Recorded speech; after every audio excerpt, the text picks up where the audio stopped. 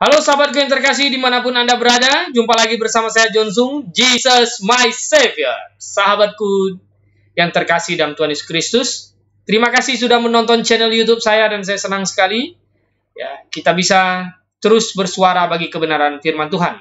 Walaupun ada pro dan kontra, itu tidak menjadi masalah. Beberapa waktu yang lalu YouTube saya berusaha dihack oleh orang-orang yang jahat ya, yang tidak mampu berargumentasi, tidak mampu menjelaskan tetapi memakai cara-cara yang curang. Oh, tidak apa, tapi saya berhasil memulihkannya. Sahabatku yang terkasih, saya mendapat kiriman satu video ini untuk saya tanggapi. Di video ini dikhotbahkan mengenai bahasa roh katanya. Ya, coba kita lihat nih pendeta satu ini. Khotbah apa? Iblis bisa dengar. Tapi bahasa roh, bahasa yang tersembunyi hanya antara roh kita dan roh Tuhan. Lalu kok berguna? Lah Alkitab yang bilang berguna. Alkitab yang suruh berdoalah dalam roh. Amin. Apalagi di gereja Bethel Indonesia. Sahabatku yang terkasih, Anda perhatikan di sini bahwa dia katakan kita ya, bahasa roh itu doa yang tidak bisa dimengerti oleh iblis. Ya, coba Anda perhatikan di situ apa dia ngomong kan? Doa iblis bisa dengar. Tapi bahasa roh, bahasa yang tersembunyi hanya antara roh kita dan roh Tuhan. Anda lihat di situ. Dia berkata bahwa bahasa roh itu ya disuruh doa itu karena bahasa tidak dimengerti oleh iblis. Kalau bahasa Indonesia, bahasa Inggris, nah berarti bisa dimengerti oleh iblis. Kalau gitu kita jangan dong doa pakai bahasa Indonesia. Diketahuin sama iblis dong. Ini konyol. Ini doktrin yang bodoh, yang sesat. Lihat.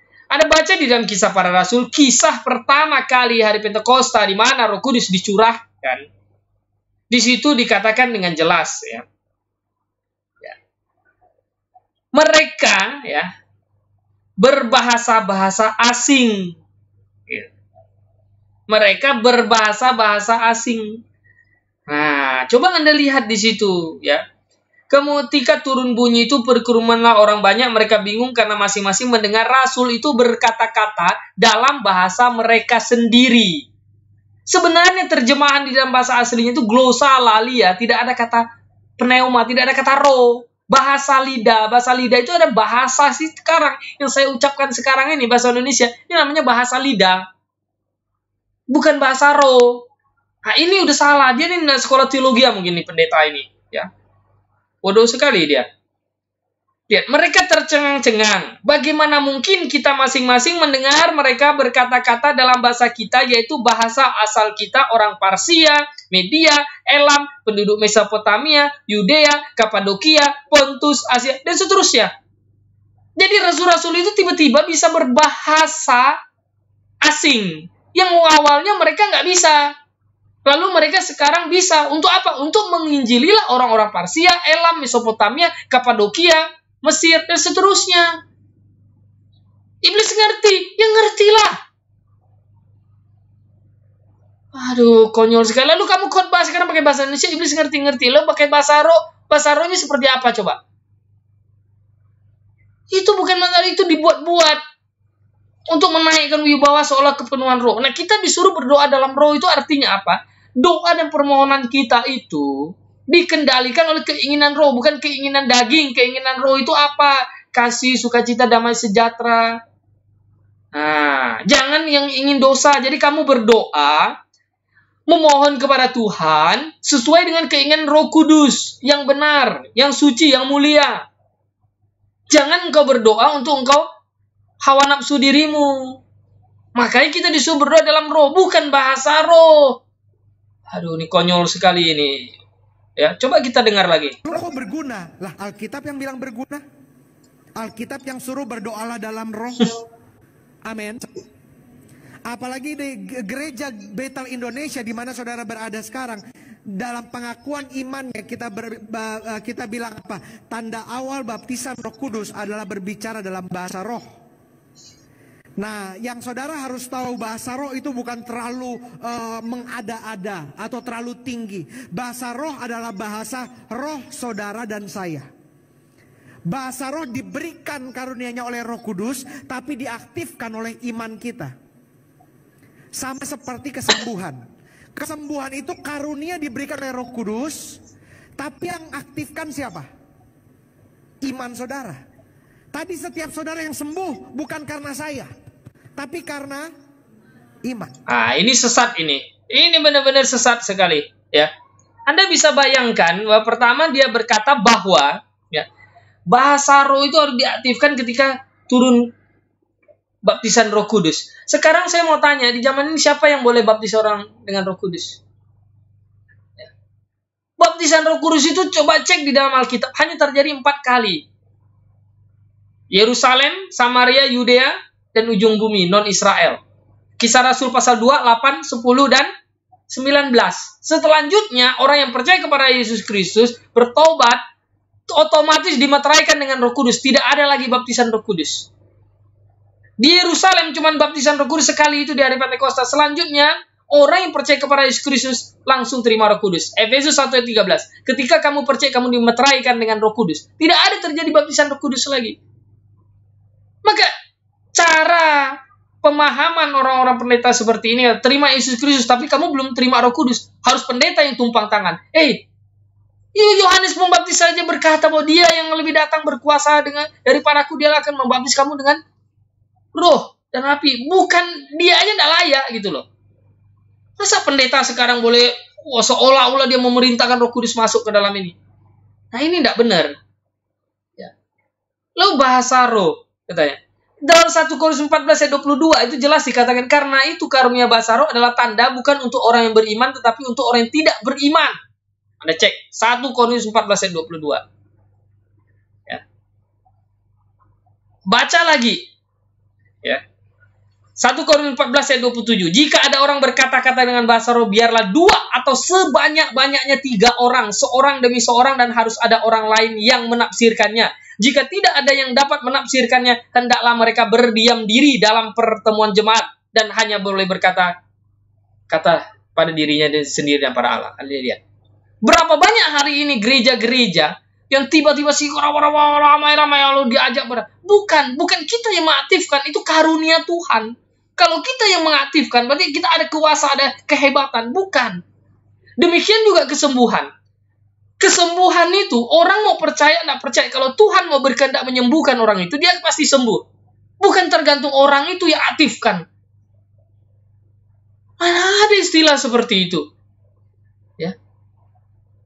Petrus jalan di depan gerbang dan Allah, ada orang lumpuh. Berjalanlah. Tidak pakai dia yang aktifkan. Tuhan mau sembuhkan. Nah, ini penyesatan luar biasa. Ya. Jadi sahabatku yang dikasihi dalam Tuhan, kita ini semua orang berdosa. Kita tidak bisa mengaktifkan apapun. Harus Tuhan yang punya kasih karunia, yang memberi kita kasih karunia anugerahnya, baru kita bisa sembuh. Bukan karena kita. Kita percaya, kita berserah, berdoa. Tuhan, sekiranya kalau ini sesuai dengan kehendak-Mu, jadilah.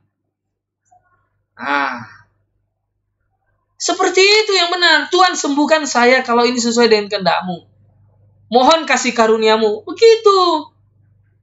Bukan kita aktifkan. Ya. Coba lihat lagi. Saudara, gerakan bagian tubuh saudara yang sakit tiba-tiba nggak sakit. Kenapa? Iman saudara. Begitu juga dengan bahasa roh. Bahasa roh saudara terima dari Tuhan. Lalu apa? Siapa yang menggerakkan mulut saudara? Bukan Roh Kudus. Karena ini bahasa roh kita. Kita yang menggerakkan mulut kita. Kita yang menggerakkan lidah kita. Dan roh yang menyertai. Memang pertama kali kita berbahasa roh, kita akan ngerasa seperti apa? Wah, ini mah bukan bahasa roh. Karena apa? Daging seteru dengan roh. Daging kita nggak suka, daging kita nggak nyaman. Mari kita coba sama-sama, kita bangkit berdiri. Ayo semuanya. Ingat, karunia ini tersedia bagi setiap orang percaya yang sudah menerima Roh Kudus. Amin. Tutup mata kita sama-sama, angkat doa. Coba dengarkan baik-baik. Ikuti doa saya. Masa? Di dalam nama Yesus, aku minta karunia bahasa roh. Tuhan aktifasi di dalam diriku. Aku menerima karunia-Nya. Di dalam nama Yesus. Dalam hitungan ketiga, saudara mulai buka mulut saudara, mulai gerakan lidah saudara, mulai berbahasa. 1, 2, 3. Korabase kerebearabase kerabapapaparabase. Semua mulai berbahasa roh, semua mulai berbahasa roh. Korabata karabase kerabakarabase kerabayarabaralala. Hancur. Sahabat terkasih, Anda lihat betapa pesesatnya ini. Bahasa roh kita yang aktifkan. Di mana di dalam dasar Alkitab itu? Kita yang aktifkan. Hari Pentakosta di tumpang tangan, tiba-tiba mereka berkata bahasa asing. Pertama, jelas, bukan bahasa roh. Yang tidak dimengerti. Sikaraba-raba, kita yang aktifkan katanya. Ini udah sesat. Ya. Bagaimana itu karunia Roh Kudus? Kemudian, 1 Korintus 14 tadi udah saya baca. Karunia bahasa lidah itu adalah tanda untuk orang yang tidak beriman. Oke? Jika engkau berkata-kata bahasa roh sebanyaknya 3 orang, itu pun harus ada yang menafsirkannya. Kalau tidak ada, diam diri. Kalau ini dipacu, ayo lembutkan lidah supaya ngomong, aktifasikan sikaraba, itu bukan bahasa roh, itu dibuat-buat pertama, kedua atau dikesurupan setan. Tidak mungkin dari Tuhan, karena dari Tuhan bukan seperti itu. Sahabatku yang terkasih dimanapun Anda berada, saya memberitakan ini bukan karena benci beda organisasi, denominasi, atau gereja. Tetapi karena ini sesat. Bahasa lidah itu karunia Tuhan yang kasih kita tiba-tiba bisa. Bukan kita yang ayo aktifkan, kita yang ini. Bukan. Para rasul itu tiba-tiba. Karena dapat Roh Kudus turun. Itu pun untuk menggenapi ya, perkataan Tuhan Yesus Kristus, jadilah saksiku. Yerusalem, Yudea, Samaria, dan ujung bumi. Makanya baptisan Roh Kudus terjadi hanya 4 kali saja. Sesudah itu tidak pernah kita dengar lagi. Nah, setelah Alkitab selesai ditulis makanya berhenti. 1 Korintus 13 ayat 8 sampai 10. Bahasa lidah akan berhenti, nubuat akan berakhir. Jika yang sempurna itu tiba, Alkitab sudah tiba yang sempurna, benda yang sempurna tiba. Kita disuruh baca Alkitab mendasarkan iman kita kepada Alkitab, bukan pada bahasa ngeroh yang seperti itu. Ini hal yang sangat konyol. Saya mau Anda dicerdaskan, jangan disesatkan. Bersama saya John Sung, Jesus my Savior.